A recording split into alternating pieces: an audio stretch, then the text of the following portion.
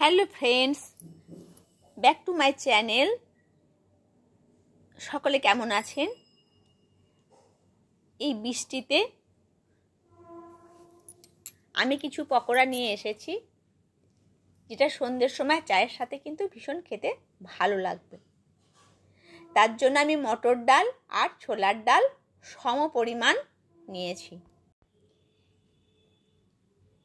ডাল দুটোকে আমি একসঙ্গে করে নেব, কিছু তার সাথে মশলা মেশাবো। যেমন আদা নেব কিছুটা ডালের পরিমাণ হিসেবে, কাঁচা লঙ্কাটাও নিজেদের মতো, পকোড়া একটু ঝাল ঝাল হলে কিন্তু খুবই ভালো লাগবে খেতে।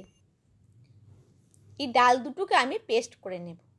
পেস্ট করার পরে আমি নিয়েছি হলুদ গুঁড়ো, রেড চিলি পাউডার, আর নিয়েছি সামান্য হিং। হিং দিলে এর সুগন্ধি প্লাস টেস্টটা দুটোই সুন্দর হয়ে যাবে। এবার আমি দেব নুন। নুনটা নিজেদের আন্দাজ হিসেবেই দেওয়াই ভালো। ব্যাস, আমার নুন দিয়ে দিয়েছি। এবার দেব আমি কিছু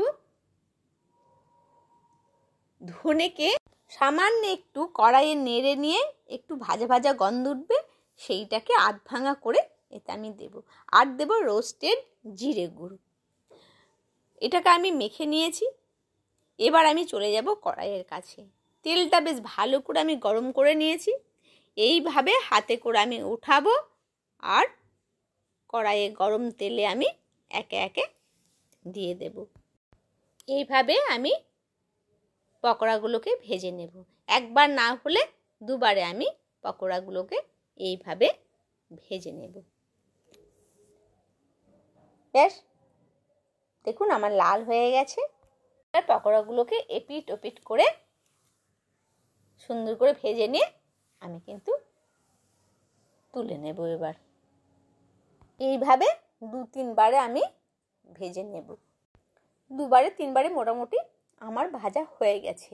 কারণ এগুলো এত ভালো লাগে, খুব টেস্টি খেতে লাগে, সেই জন্য বেশি করে ভেজে নেওয়াই ভালো।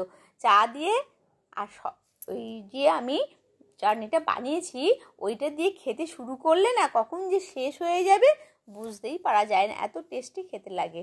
আর এটা করে করার জন্য আপনাকে সমান দুটো ডালই সমান নিতে হবে, না হলে কিন্তু পারফেক্ট এই রকম কড়কড়ে আওয়াজ কিন্তু এতে আপনি পাবেন না।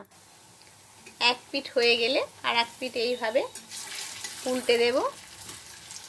আর এগুলো একটু রাখতে হবে, একটু খড়িয়ে খড়িয়ে ভাজতে হবে, তাহলে একদম কড়কড়ে, যেমন আমরা রাস্তায় যে পকোড়াগুলো খাই একদম শক্ত কড়কড়ে, ঠিক সেই রকমই খেতে লাগবে। এর সাথে আমি একটা সুন্দর চাটনি বানাবো, সেটাও আপনাদের সাথে শেয়ার করব। আমার হয়ে গেছে, আমি এবার পকোড়াগুলোকে আবার তুলে নিচ্ছি।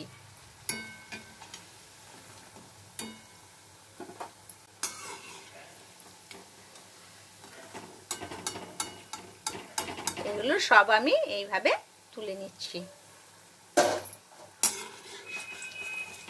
আর লাস্টে দেখাবো আপনাদেরকে কতটা কড়কড়ে হয়েছে। আপনারা আওয়াজ শুনলেই কিন্তু বুঝতে পারবেন যে কতটা শক্ত কড়কড়ে হয়েছে।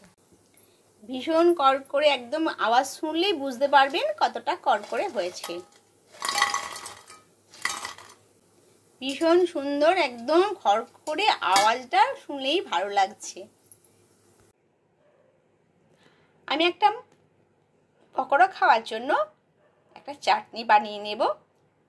চাটনিটা হচ্ছে ধনে পাতা একটু বেশি পরিমাণে, কারি পাতা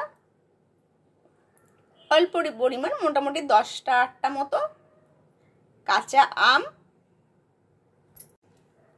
আর নেব পুদিনা পাতা। ধনে পাতাটা একটু বেশি পরিমাণে থাকবে, পুদিনা পাতাটা তার থেকে একটু কম থাকবে।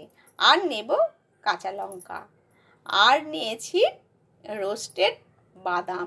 এই চাটনিটা এই পকোড়ার সাথে খেতে ভীষণ ভালো লাগে, যেটা আপনারা অন্য কোনো পকোড়ার সাথেও খেতে পারেন। আপনারা ছোলা ভাজাও নিতে পারেন, বাদামের জায়গাতে। চলুন একটা পেস্ট আমরা বানিয়ে নিই, যেটা খুব টেস্টি খেতে হয়, পকোড়া খাওয়ার জন্য খুবই ভালো লাগবে। আসুন তাহলে পেস্টটা আমি করে নিই। পেস্টটা আমি করে নিয়েছি। এবার দেখুন কেমন দেখতে হয়েছে। ব্যাস, এবার আমি বাটির মধ্যে ঢেলে নেব, নিয়ে পরিমাণ মতো নুন দিয়ে দেব। এতে পরিমাণ মতো নুন মিশিয়ে দেব। আপনার যদি ইচ্ছে করে হালকা মিষ্টি আপনারা দিতে পারেন। চিনি নুন দিন, এইভাবে গুলে নেব। ব্যাস, রেডি হয়ে গেছে আমার চাটনি। এবার বড়ার সাথে আমি দিয়ে দেব। পকোড়া আমি সার্ভ করে দিয়েছি। পকোড়া সার্ভ করার সঙ্গে সঙ্গেই কিন্তু ভ্যানিশ হয়ে গেছে, এত টেস্টি খেতে লাগে। এইভাবে আপনারাও সমপরিমাণ ডাল দিয়ে বানান, খুব খেতে টেস্টি হবে। ভালো থাকবেন, সুস্থ থাকবেন। দেখা হবে আবার নতুন কোনো রেসিপিতে।